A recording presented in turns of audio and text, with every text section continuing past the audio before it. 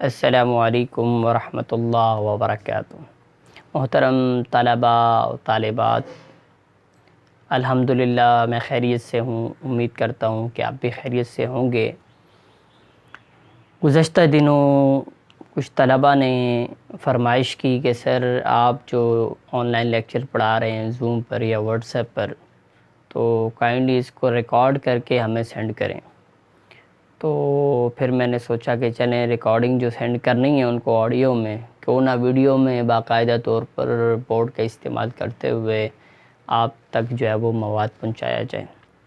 تو first year کے طلباء اور طالبات، ایک اہم بات آپ نے پہلی مرتبہ ذہن نشین کر لینی ہے۔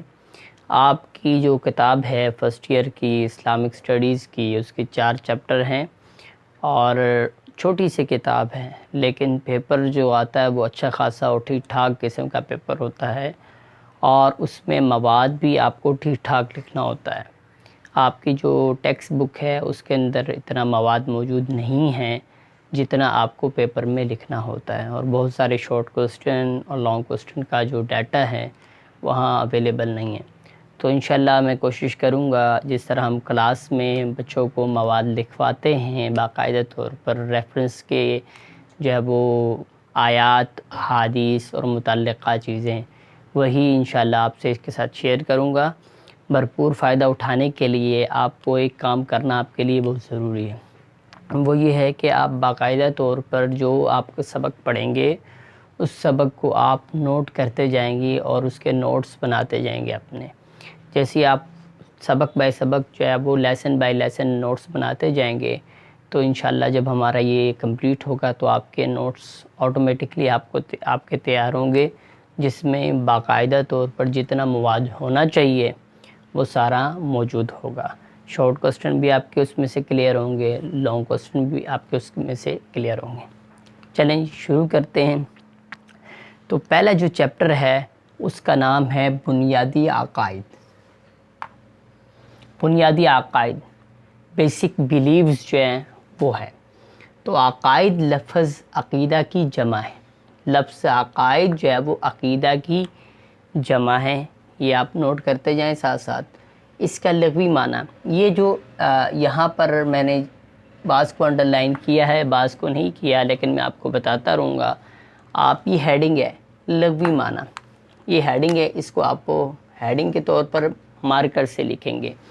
لغوی معنی، عقیدہ کے لغوی معنی، عقیدہ کے لغوی معنی، لفظ عقیدہ عقد سے بنا ہے جس کے لغوی معنی گرہ لگانا، باندھنا، مضبوط کرنا، مقرر کرنا، مستحکم کرنا، تصدیق کرنا کے ہیں، یعنی اتنے اس کے لغوی معنی کے طور پر استعمال ہوتے ہیں۔ پیپر میں جب آپ سے سوال پوچھا جائے گا تو عقیدہ کے لغوی معنی اور اصطلاحی مفہوم، کتاب کے اندر یہ سارے موجود نہیں ہیں، چند ایک موجود ہیں۔ آپ نے اس طریقے سے اس کو حل کرنا ہے۔ پہلے آپ نے ہیڈنگ بنا دینی ہے لغوی معنی، اور اس کے بعد آپ نے اس کے لغوی معنی لکھ دینا، اور اس کے بعد عقیدہ کے معنی گرا۔ تو اس پورے عقیدہ کے معنی کیا ہوا؟ عقیدہ کے معنی ہوا گرہ لگائی ہوئی چیز یا باندھی ہوئی چیز، گرہ لگائی ہوئی چیز یا باندھی۔ عقد کا معنی یہ ساری چیزیں آ گئیں، تو عقیدے کا مطلب کیا ہوا؟ گرہ لگائی ہوئی چیز، باندھی ہوئی چیز، مستحکم کی ہوئی چیز، مضبوط کی ہوئی چیز، جوڑی ہوئی چیز۔ جوڑنا بھی اس کا مطلب ہوتا ہے۔ تو اصطلاحی مفہوم کیا ہے، اس کی تعریف کیا ہے؟ 2 طریقے سے سوال پوچھا جا سکتا ہے کہ عقیدے کا اصطلاحی مفہوم بیان کریں، یا آپ سے پوچھا جا سکتا ہے کہ عقیدہ کی تعریف کریں۔ تو اس کا اصطلاحی مفہوم ہے، انسان کے پختہ اور اٹل نظریات کو عقائد کہا جاتا ہے۔ انسان کے پختہ اور اٹل نظریات کو عقائد کہا جاتا ہے، جو یقین اور ایمان کا درجہ حاصل کر لیتے ہیں۔ انسان کا ہر عمل انہی نظریات کا عکاس ہوتا ہے، یعنی جو انسان کے نظریات ہوتے ہیں، سوچ ہوتی ہے، تفکرات ہوتے ہیں، خیالات ہوتے ہیں، آئیڈیاز ہوتے ہیں، اور یقین بیلیو ہوتا ہے، وہی انسان کے عمل سے ظاہر ہوتا ہے۔ اگر ایک مسلمان ہے، اس کا اللہ تعالیٰ پر مضبوط یقین ہے، تو اس کے عمل میں نماز، روزہ، حج، زکوٰۃ نظر آئے گا۔ اب وہ نظر کیوں آ رہا ہے؟ کیونکہ اللہ تعالیٰ کے احکامات ہیں، اللہ تعالیٰ کی طرف سے فرائض ہیں جو اس کو ادا کر رہا ہے۔ تو یہ انسان کا ہر عمل، جو بھی کوئی عمل ہے، وہ اسی نظریات کا عکاس ہوتا ہے، وہ اس میں ریفلیکٹ ہوتے ہیں، وہ اس میں نظر آتے ہیں۔ قرآن پاک میں عقیدہ کے لیے لفظ ایمان کا استعمال بھی ہوا ہے، فیت کا استعمال بھی ہوا ہے۔ ارشاد باری تعالی وبشر الذین آمنوا وعملوا الصالحات، وبشر اور خوشخبری سنا دیجئے، الذین ان لوگوں کو، آمنوا جو ایمان لائے، وعملوا الصالحات ترجمہ لکھا ہوا ہے، اور انہوں نے نیک اعمال کیے۔ جب بھی آپ نے آیت کریمہ لکھنی، اچھی بات ہے آیت لکھ لیں، اگر آیت لکھنے میں آپ کو دشواری ہوتی ہے تو ترجمہ لکھ کے اس کے آگے آپ نے رابطے کی علامت لگانی ہے، یعنی مثال کے طور پر یہاں آپ لکھیں گے ترجمہ، نظر ہی نہیں آنا،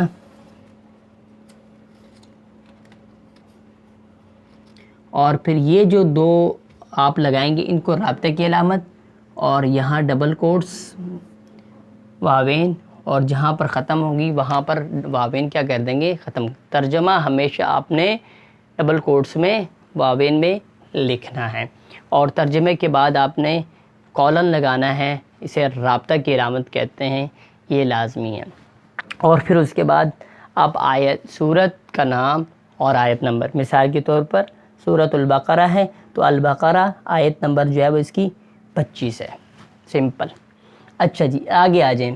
اب اگلی ہیڈنگ اس کی ہے عقیدہ کی مثال۔ یہ یاد رکھیں، عقیدہ کی مثال ایک بیج جیسی ہے، اور عمل جو ہے اس بیج سے اگنے والا پودا ہے۔ عقیدہ کی مثال ایک بیج ہے، یعنی انسان جو کچھ بوتا ہے وہی کاٹتا ہے، یعنی بیج اگر آپ نے آم کا بیج لگایا ہے تو امرود آپ کو نہیں ملے گا، تو اسی طرح آپ جس چیز کی بیج لگائیں گے آپ وہی چیز کاٹیں گے، یعنی نظریات، افکار، عقائد جو ہوں گے اس کے مطابق ہی انسان کے اعمال ہوتے ہیں۔ یہ ایک ہیڈنگ، اور اس کے بعد کیا اگلی اس کی ہیڈنگ ہے وہ بھی آپ نوٹ کریں، عقائد کی ضرورت، اہمیت۔ کیوں عقیدہ اتنا ضروری ہے اور اس کی امپورٹنس کیوں اتنی ہے؟ یہ بہت اہمیت رکھتا ہے۔ عقائد ہی انسان کی زندگی کو کسی ڈائریکشن میں لے کے جاتے ہیں، وہ نیگیٹو ڈائریکشن بھی ہو سکتی ہیں، وہ پازیٹیو ڈائریکشن بھی ہو سکتی ہیں، وہ عقیدے پر، بیلیفز پر، فیتھ پر ڈیپینڈ کرتا ہے۔ اگر انسان کے آئیڈیاز، خیالات، تصورات، ایمان اچھا ہے اور شریعت کے اکارڈنگ ہے تو اس کے اعمال بھی شریعت کے مطابق ہوں گے، اور اگر اس کے اگینسٹ ہے تو اس کے اعمال بھی اس کے اگینسٹ ہوں گے، اس کے خلاف ہوں گے۔ آئیے ذرا سب سے قیمتی متاع ہے، سب سے قیمتی متاع، یعنی آپ کے پاس سب سے بڑی نعمت کیا ہے؟ وہ ایمان ہے۔ اگر انسان کے پاس جو ہے وہ ایمان نہ ہو، بیلیف نہ ہو، تو انسان کے اعمال کا کوئی فائدہ نہیں ہے۔ سر ایک حدیث مبارکہ حضرت عائشہ رضی اللہ تعالی عنہا نے ایک دفعہ رسول اللہ صلی اللہ علیہ وسلم سے سوال کیا کہ عبداللہ بن جدعان نے جاہلیت میں جو نیکی کے کام کیے کیا اس کا ثواب ملے گا؟ آپ صلی اللہ علیہ وسلم نے فرمایا نہیں۔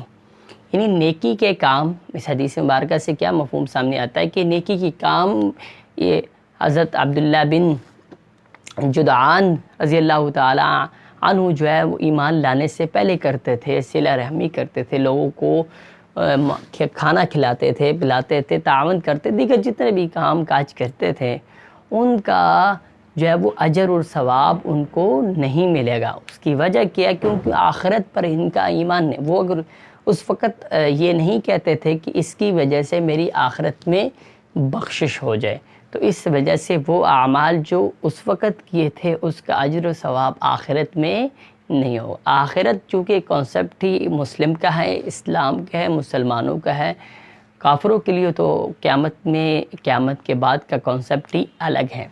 تو یہ ہوگی بات۔ تو یہ سب سے قیمتی متاع ہے، انسان کی سب سے بڑی دولت یہ چیز ہے کہ انسان جو ہے وہ ایمان رکھتا ہو، یقین رکھتا ہو اللہ تعالیٰ پر۔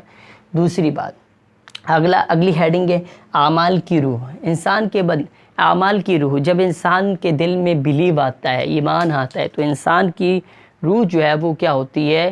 ایک خوبصورت روح بن جاتی ہے۔ تو انسان کے دل کے اعمال جو ہے وہ کیا ہوتے ہیں، ایک ڈائریکشن میں چلے جاتے ہیں۔ آئیے ذرا اس کو دیکھتے ہیں۔ اعمال کی روح انسان کے بدن میں گوشت کا ایک ٹکڑا ہے، اگر وہ درست ہو تو تمام بدن درست ہے، اور اگر وہ بگڑ گیا تو تمام بدن بگڑ گیا، اور وہ دل ہے۔ یہ حدیث مبارکہ ہے کہ انسان دل کا تعلق 4 چیزوں کے ساتھ ہوتا ہے۔ بھائی والوں سے معذرت کے ساتھ کہ انسان کے دل کا تعلق جو ہے وہ 4 چیزوں کے ساتھ ہے: زبان کے ساتھ، کان کے ساتھ، آنکھ کے ساتھ، دماغ کے ساتھ۔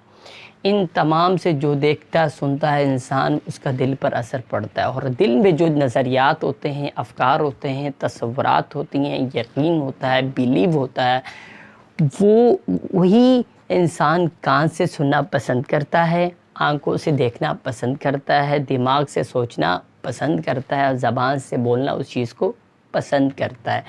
تو یہ بڑی اہمیت کے حامل ہے اعمال کی روح، یعنی انسان کی روح جو ہے وہ اس چیز کی طرف مائل ہوتی ہے۔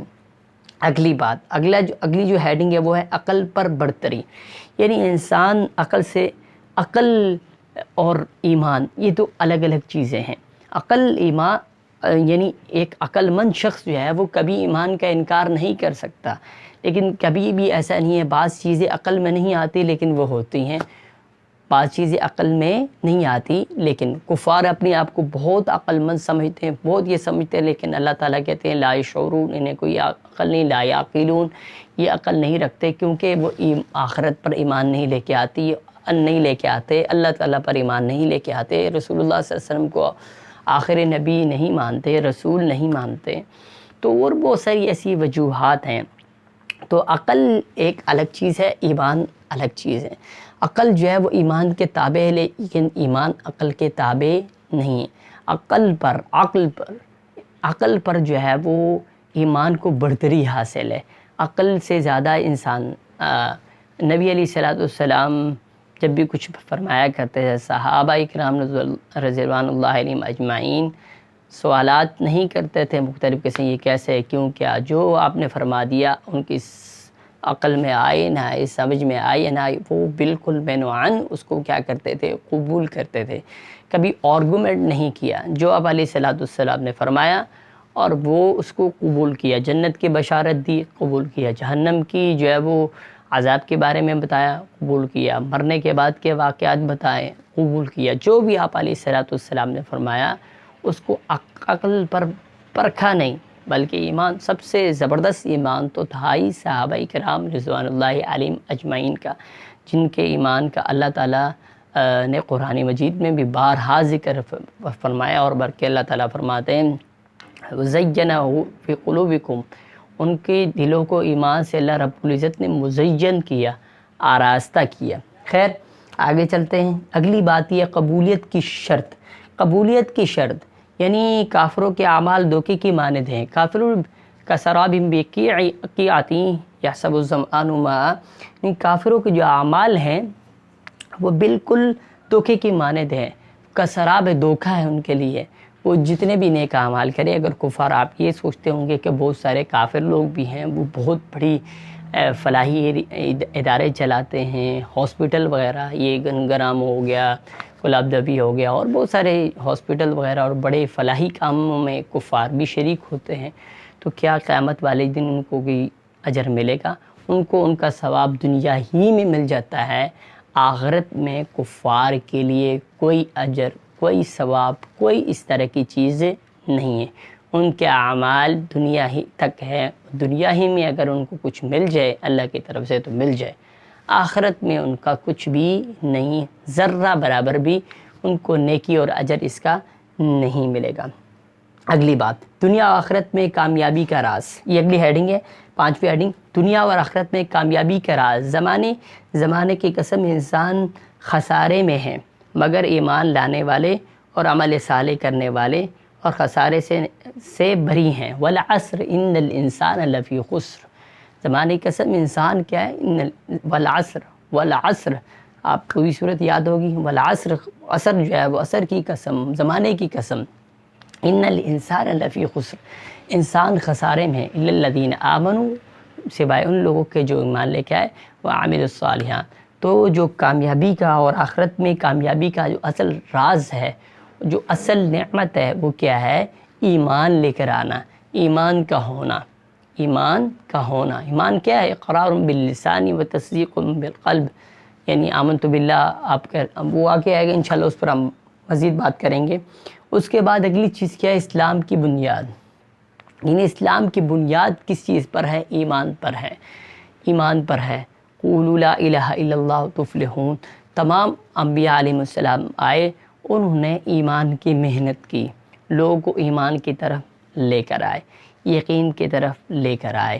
کلمہ طیبہ جو ہم لا الہ الا اللہ محمد رسول اللہ پڑھتے ہیں، تمام انبیاء علیہ السلام کے کلمے کے 2 جز ہوا کرتے تھے، لا الہ الا اللہ آدم صفی اللہ، لا الہ الا اللہ ابراہیم خلیل اللہ، لا الہ الا اللہ اسماعیل ذبیح اللہ، لا الہ الا اللہ موسیٰ کلیم اللہ، لا الہ الا اللہ عیسیٰ روح اللہ، لا الہ الا اللہ محمد رسول اللہ۔ دراصل یہ ایمان کی جو ہے وہ ایمان لوگوں میں منتقل کرنا، اللہ تعالیٰ پر یقین، اللہ تعالیٰ کی تمام، جب اللہ پر بیلیو کر لیا جائے، یقین کر لیا جائے، تو اللہ کے نافذ کردہ احکامات پر بھی انسان کو یقین ہو جاتا ہے اعمال صالحہ کے باعث، اور یہی چیز انسان کے اعمال صالحہ کا باعث بنتا ہے۔ انسان چوری سے، زنا سے، بدکاری سے، فریب سے، ہر چیز سے بچتا ہے، نیک اعمال کرتا ہے، نماز پڑھتا ہے، روزہ رکھتا ہے، زکوٰۃ دیتا ہے، دیگر نیک اعمال کی طرف انسان کی رغبت ہوتی ہے، اس کے اوپر انٹرسٹ لیتا ہے، نماز میں انٹرسٹ لیتا ہے کہ اللہ کا حکم ہے، اللہ اس کے بدلے میں جنت دیں گے، نہیں پڑھیں گے تو جہنم ہوگی۔ انسان روزہ رکھتا ہے کہ اللہ تعالیٰ کہتے ہیں کہ روزہ میرے لیے، نبی علیہ السلام کی حدیث میں مبارکہ صوم لی وانا اجزی بی، روزہ میرے لیے اور میں خود اس کا بدلہ دوں گا، کہ روزہ اللہ کے لیے، اس کے بدلے میں اللہ تعالیٰ نعمتیں دیتے ہیں، ایک نعمت دنیا میں اور ایک نعمت افطار کے وقت، للصائم فرحتان و فرحۃ عند افطارہ و فرحۃ عند لقاء ربہ، کہ روزہ دار کے لیے 2 خوشیاں ہوتی ہیں، ایک افطار کے وقت اور ایک رب سے ملاقات کے وقت۔ تو انسان نیک اعمال بھی کرتا ہے، عمل صالح کی طرف انسان کی رغبت ہوتی ہے۔ اور اس کے بعد اگلا یہ سوال بھی ہے، بنیادی عقائد پہ ہم بات کر رہے تھے، وَلَكِنَّ الْبِرَّ مَنْ آمَنَ بِاللَّهِ وَالْيَوْمِ الْآخِرِ وَالْمَلَائِكَةِ وَالْكِتَابِ وَالنَّبِيِّينَ۔ یہ ترجمہ آپ دیکھیں اس کا، لیکن بڑی نیکی تو یہ ہے جو ایمان لائے اللہ پر اور قیامت کے دن پر، فرشتوں پر اور سب الہامی کتابوں پر اور پیغمبروں پر۔ تو یہ بنیادی البقرہ، یعنی سورۃ البقرہ آیت نمبر 177 ہے۔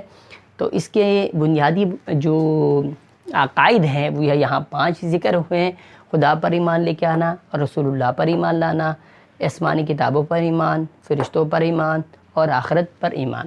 بچپن میں ہی ہم نے پڑھا تھا آمنت باللہ و ملائکہ، ایمان مفصل اور ایمان مجمل آپ کو یاد ہوگا۔ آمنت باللہ، میں ایمان لایا اللہ پر، و ملائکتہ اور اس کے فرشتوں پر، و کتبی اور اس کی کتابوں پر، و رسلہ اور اس کے رسولوں پر، والیوم الآخری اور آخرت کے دن پر، والقدر خیرہ و شرہ، اچھی اور بھی تقدیر پر، من اللہ تعالی، اللہ تعالیٰ کی طرف سے، والبعث بعد الموت اور موت کے بعد دوبارہ زندہ ہونے پر، یہ ہم نے پڑھا ہے۔ اور اسی طرح آمنت باللہ کما هو باسمائہ و صفاتہ و قبلت جمیع احکامہ، اقرار باللسان و تصدیق بالقلب، تمام باتوں کا زبان سے اقرار کرنا، اقرار باللسان و تصدیق بالقلب، اور دل سے اس کو کیا کرنا، اس کی تصدیق کرنا، یہ ایمان کہلاتا ہے۔ تو یہ آپ کا فرسٹ ایئر کے اسلامک اسٹڈیز کا پہلا لیکچر تھا۔ تو آپ کو اس کو ہدایات کو پیش نظر رکھتے ہوئے اس کو نوٹ کرنا ہے، اور اگر آپ کو کوئی کوسچن ہے تو آپ کمنٹس کے اندر سوال پوچھ سکتے ہیں، اور چینل کو سبسکرائب کریں، نوٹیفیکیشن جو ہے وہ بیل پر پریس کریں تاکہ اگلا سبق آپ کو وقت پر مل سکے۔ والسلام علیکم ورحمۃ اللہ وبرکاتہ۔